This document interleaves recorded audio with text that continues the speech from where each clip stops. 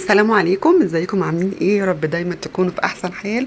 النهارده هنعمل مع بعض طبق حلو، بليله بالمكسرات والكنافه. طبعا مش لازم شرط يكون في الشتاء.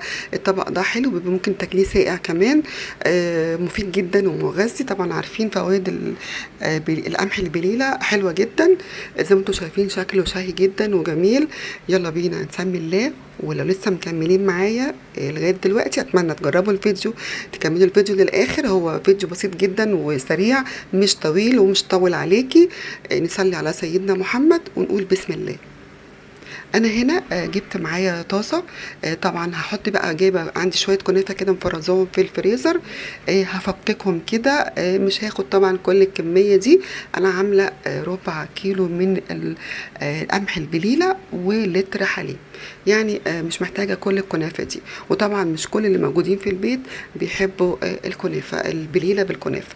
فطبعا لو عندك كلهم بيحبوا، خلاص خدي الكميه دي. الكميه دي اقل من نص كيلو.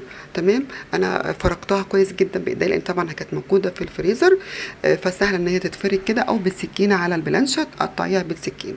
هتبقى معاكي بالشكل ده. هجيب بقى شويه من السمنه البلدي، احطهم عليها واخدهم اقلبهم كويس واخدهم على البوتاجاز. طبعا لو انت عايزه تدخليهم الفرن دخليهم الفرن. وبرده هيديك اللون اللي احنا عايزينه. تمام كده.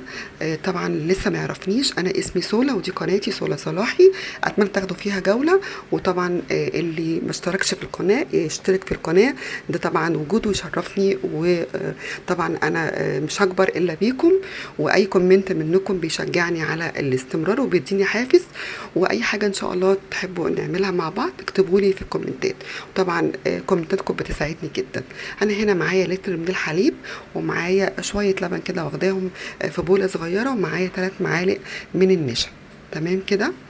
لا، معلقتين من النشا، معلش، معلقتين من النشا عرميين على لتر حليب.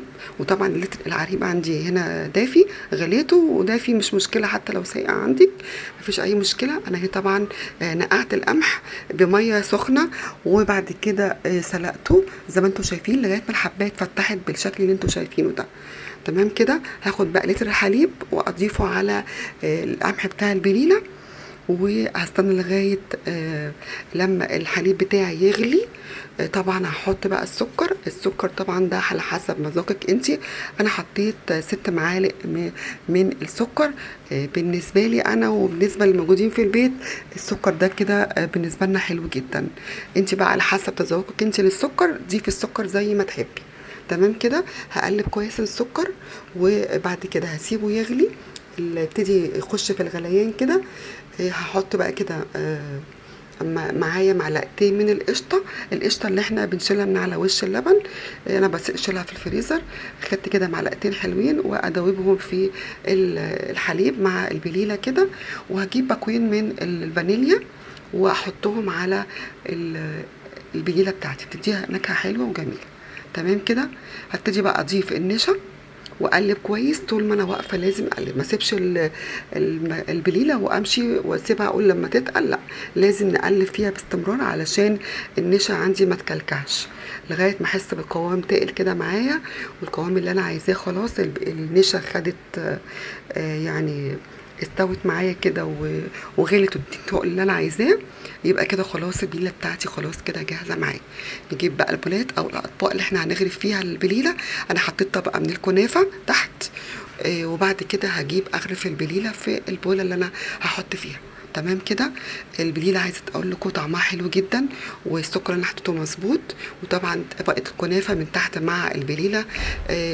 حابه بقى تضيفي حليب ضيفي. مش حابه وعايزه بالسمك اللي انتوا شايفينه ده، زي ما تحبي. طبعا ده بيرجع لك انت. يا رب يكون الفيديو مش طويل عليكم. ولو لسه بقى ما عملتلوش لايك، روحوا اعملوا لايك للفيديو وكومنت كده حلو منكم عشان يشجعني. وطبعا اللي ما اشتركش في القناه بفكركم في كلمه اشتراك تحت الفيديو وندوس عليها، والجرس ندوس على كلمه الكل علشان ان شاء الله يوصل لكم كل اشعار بفيديو بنزله جديد. وبحط كده شويه من الكنافه على الوش البوله بتاعت البليله. في الطبق في البولتين كده.